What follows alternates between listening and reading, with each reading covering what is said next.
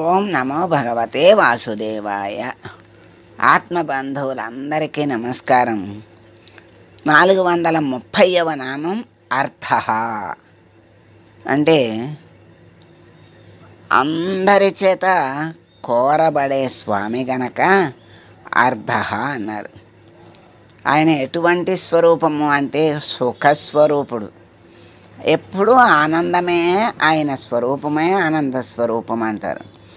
అందుకని ఆనంద స్వరూపుడు కనుక అందరూ కోరుకుంటారు. అందుకని అందరి చేత కోరబడే స్వామి గనక అర్ధ అన్నారని శంకరుల వారి వ్యాఖ్యానం. మరి పరమాత్మ ఎటువంటి స్వరూపుడు అంటే సచ్చిదానంద స్వరూపుడు.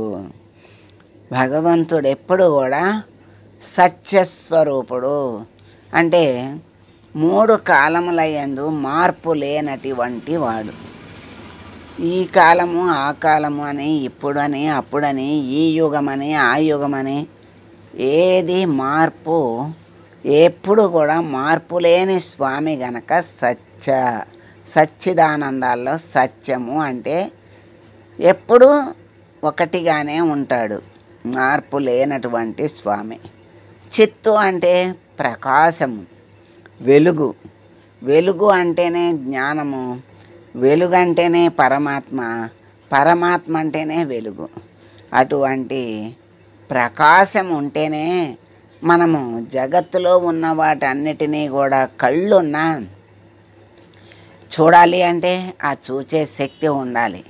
ఆ శక్తే ప్రకాశము. ఆ ప్రకాశం ఉంటేనే మన కళ్ళకు చూచే శక్తి ఉంటుంది. అటువంటి పరమాత్మ ప్రకాశ స్వరూపుడు. తాను ప్రకాశిస్తూ జగత్తునంతటినీ ప్రకాశింపజేస్తూ ఉంటాడు. అందుకే మనకు జగత్తు మన కళ్ళకి కనిపిస్తూ ఉంది. ఈ జగత్తు ఎవరు స్వరూపము అంటే ఆయనే. ఇన్ని రూపాలుగా జగత్తుగా దిగి వచ్చిన పరమాత్మ గనక ఆయనే జగత్తు. ఆయనే జగస్వరూపంగా దిగొచ్చాడు. మళ్ళీ ఆయనే ప్రకాశంగా చక్కగా ప్రకాశిస్తూ జగత్తుని కనపడేటట్లుగా చేసేటువంటి స్వామి. తర్వాత సచ్చిదానందాల్లో 3వది ఆనందం. ఆయన స్వరూపము ఎలాంటిది అంటే ఆనందమే స్వరూపముగా కలిగిన స్వామి. ఆయన ఆనంద స్వరూపుడు. ఎప్పుడూ ఆనందమే, ఎప్పుడూ మార్పు లేకుండా ఎలా ఉంటాడో అలాగే ఎప్పుడూ ప్రకాశంతో ఎలా ఉంటాడో అలాగే ఆనందమే ఆయన స్వరూపం. నిత్యానందం, సత్యానందం అని ఆ ఆనందమే స్వరూపముగా కలిగిన స్వామి గనక ఆయన్ని సచ్చిదానంద స్వరూపుడు అన్నారు. అటువంటి నిరంతరం సచ్చిదానంద స్వరూపుడై భగవంతుడు విరాజిల్లుతూ ఉన్నాడు. ఇలా విరాజిల్లుతూ అంటే సృష్టిగా వికసిస్తున్నాడు, విరాజిల్లుతూ ఉన్నాడు. మరి ఈ సృష్టిలో ఉన్న జీవులు ఎలా ఉన్నారు అంటే ఆయన సృష్టిలో నుంచి వచ్చినటువంటి జీవులే. ఆయనే మాయ అనేటువంటి తెర అడ్డం పెట్టి మాయలో నుంచి సృష్టించాడు పరమాత్మ. ఆయనకి జీవుడికి, భగవంతుడికి, పరమాత్మకు జీవుడికి మధ్యలో మాయ అనే పొరను పెట్టాడు. అది ఒక మాయ, ఆయన మాయ. ఆయన మాయన్ని మనం తెలుసుకోలేము, తట్టుకోలేము, ఛేదించడం కూడా చాలా కష్టం. ఎప్పుడు ఛేదించగలుగుతాడు జీవుడు అంటే ఆ జీవుడు పరమాత్మ స్వరూపాన్ని పొందినప్పుడు.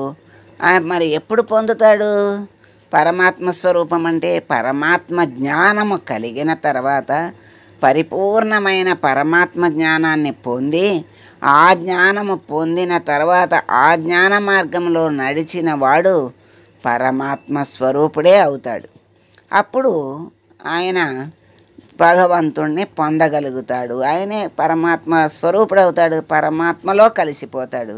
ఆయన్ని దర్శించగలుగుతాడు, స్పర్శించగలుగుతాడు. ఆయనలోనే ఇమిడిపోతాడు, ఆయనే అయిపోతాడు.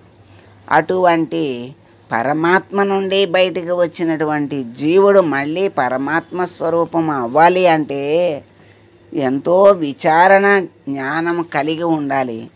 అప్పుడే ఆనంద స్వరూపుడైన పరమాత్మని తెలుసుకుని ఎప్పుడూ ఆనందంగానే ఉంటాడు.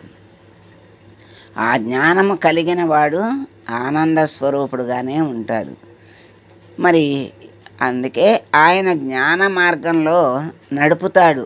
ఎవరైనా నడుపుతాడు అంటే ఆయన వైపు తిరిగి, పరమాత్మ నేను అజ్ఞానంలో ఉన్నాను, నన్ను జ్ఞాన మార్గంలో నడిపించు స్వామి అని అడిగితే చాలు.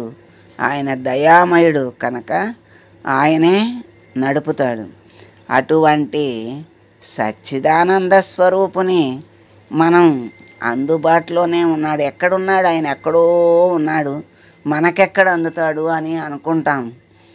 ఎక్కడో లేడు, మనలోనే ఉన్నాడు, అన్నింటిలోనూ ఉన్నాడు. అదే ఆ జ్ఞానాన్ని పొందాలి అంటే ఆయన్నే ఆశ్రయించాలి, ఆయన్నే అడగాలి. అందుకని ఆ పరమాత్మ చక్కగా అంతటా నిండి విరాజిల్లుతున్నటువంటి స్వామిని, భవబంధాల్లో చిక్కుకున్న జీవుల్ని ఆయనే ఉద్ధరించాలి. జీవులు అనేక కోరికలు కోరుకుంటూ ఉంటారు భగవంతుణ్ణి, కానీ ఆనందం ప్రశాంతి అర్థింపబడే స్వామిని అర్థః అంటారు. అంటే అనేక బాహ్యమైన కోరికలు కోరినా తీరుస్తాడు, ఆధ్యాత్మికమైన కోరికలు కోరినా తీరుస్తాడు. అలా కోరికలు తీర్చి ఆనందాన్ని కలుగజేస్తాడు. ప్రశాంతిని విశ్రాంతిని కోరుకుంటారు జీవులు. ఎప్పుడూ ఆనందంగా ఉండాలి అనుకుంటారు. ఎప్పుడు ఆనందంగా ఉండాలి అంటే ఆ ఆనంద స్వరూపునే ఎప్పుడు స్మరించాలి, ఆనంద స్వరూపునే ఎప్పుడు ధ్యానించాలి. అంతటా నిండి ఉన్న స్వామిని మనం గ్రహించాలి, చూడాలి. చూసినప్పుడే పరమానంద స్థితిని పొందుతాడు. అది అటువంటి ఆనందాన్ని ఇచ్చేటువంటి స్వామి గనక అర్థః అన్నారు. భక్తిని మాత్రమే అనుసరించే వాళ్ళకి తానే గమ్యమై విరాజిల్లే స్వామి గనక అర్థః అని పరాశరులు భావించారు. మూర్ఖంగా ఏ దేవుడు లేడు అనేటువంటి మూర్ఖుణ్ణి కూడా తన వైపుకి తిప్పుకుంటాడు ఒకనాటికి. అలా తిప్పుకొని భక్తి అనే మెట్టు ఎక్కిస్తాడు. ఆ భక్తి అనే మెట్టు ఎక్కిన వాళ్ళని జ్ఞానం అనే మెట్టు ఎక్కిస్తాడు. ఆ తర్వాత మరి తానే గమ్యం అంటే ముక్తి అనే మెట్టు ఎక్కిస్తాడు. అలా భక్తుల చేత మెట్లు ఎక్కించి తనలోకి తనని తెలుసుకునేటువంటి శక్తినిచ్చి తనలోకి కలుపుకునేటువంటి స్వామి గనక ఆయన్ని అర్థః అన్నారని పరాశరులు చెప్తున్నారు. భక్తుల చేత తెలుసుకొనబడే స్వామి అంటే మరి సర్వఫల భోక్త అయిన స్వామి కనుక అర్థః అని సత్యసంధ తీర్థులు భావించారు. భక్తుల చేత తెలుసుకోబడుతున్నాడు. ఆయన్ని తెలుసుకుంటేనే వీళ్ళకి భక్తి ముక్తి అనే సోపానాలు ఎక్కగలుగుతారు. లేకపోతే అక్కడే ఎన్నో జన్మల పరంపరలో ఆ సుడిగుండంలో పడి అలా తిరుగుతూ ఉంటారు. దాని నుంచి ఎప్పటికైనా మళ్ళా భగవంతుడే చెయ్యి అందించి పైకి లాగుతాడు. అదే పరమాత్మ యొక్క దయ. అలా భక్తులు తెలుసుకునేటట్లుగా చేసే స్వామి ఆయనే, తెలుసుకోబడే స్వామి ఆయనే. మరి సర్వస్వం ప్రతిదీ అనుభవించేటువంటి స్వామి. అన్నీ ఆయన సృష్టిలోవే, అన్నీ ఆయనకి అనుభవమే.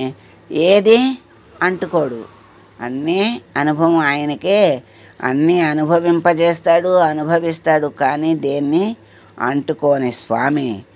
అన్నీ అర్థము అంటే అన్నీ కోరికలు అన్నీ ఆయనే, అన్నీ అనుభవించగలిగే స్వామి గనక అర్థః అన్నారు అని సత్యసంధ తీర్థుల వారు సర్వ మరి ఫలభోక్త, అన్ని ఫలాలను మరి ఆయన స్వీకరిస్తాడు కనుక ఆయన సర్వఫల భోక్త గనక స్వామిని అర్ధః అన్నారని సత్యసంధుల వారు భావించారు. మహానుభావులు స్వామిని ఓం అర్థాయ నమః అని శ్లాఘిస్తూ ఉన్నారు. అటువంటి స్వామిని ఇంకొంచెం అర్థమేంటో తెలుసుకుందాం. అర్థ అంటే ప్రయోజనములు వ్యక్తిగతాలు, అంటే ఎవరి ప్రయోజనం గురించి వాళ్ళు భగవంతుని ప్రార్థిస్తూ ఉంటారు. ఎవరి లక్ష్యాన్ని అనుసరించి వాళ్ళు నిర్ణయించుకుంటూ ఉంటారు వాళ్ళ కర్తవ్యాలు. ప్రయోజనాన్ని అనుసరించి వాళ్ళు ఏం చేస్తారు, జీవులు తమ తమ కర్తవ్యాల్ని నిర్ణయించుకుంటూ ఉంటారు. ఇలా ఎవరి కర్తవ్యాలు వాళ్ళకి ఉంటాయి. అందరి కర్తవ్యాలు ప్రయోజనాలు సమాజ శ్రేయస్సు కోసం ఉద్దేశింపబడినవే. సరైన కర్తవ్యాలు, నిజమైన జ్ఞాన కర్తవ్యాలంటే సమాజ శ్రేయస్సుకే ఉద్దేశింపబడి ఉంటాయి. ఈ విశ్వ శ్రేయస్సు ఎవరికి ఉంది అంటే పరమాత్మకు ఉంది. ఈ విశ్వమంతా తనదే గనక విశ్వ శ్రేయస్సుని పరమాత్మ కోరుకుంటాడు గనక ఆ విశ్వ శ్రేయస్సే ప్రయోజనమై ఉన్నది పరమాత్మకు.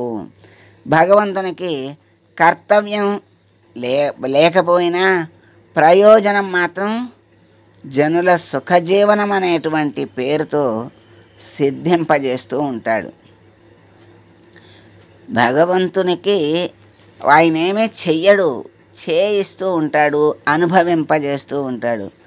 ఆయనలో ఇతరుల జీవుల యందు కర్తవ్యాన్ని కలిగిస్తాడు. ఆ కర్తవ్యాన్ని బట్టి మరి పనులు చేయిస్తూ ఉంటాడు. కానీ తాను మాత్రం చేయని వాడే, చేయించేవాడే కానీ ఆయన చేయని వాడే. వారి పనుల ప్రయోజనం అనేటువంటి పేరుతో పరమాత్మ తానే వాళ్ళ మనస్సుల్లో చేరి పనులు చేయించి విశ్వశ్రేయస్సుని చూస్తూ ఉన్నాడు. ఆయన విశ్వాన్ని సృష్టించి ఆ విశ్వశ్రేయస్సుని చూసేది కూడా ఆయనే కనుక పరమాత్మ అర్ధః అన్నారు.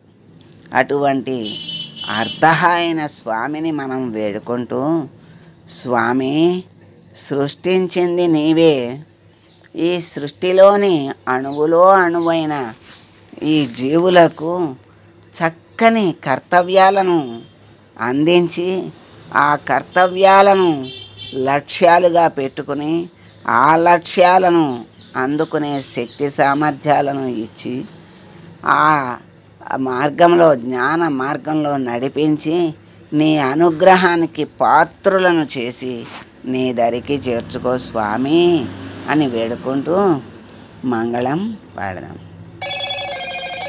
మంగళం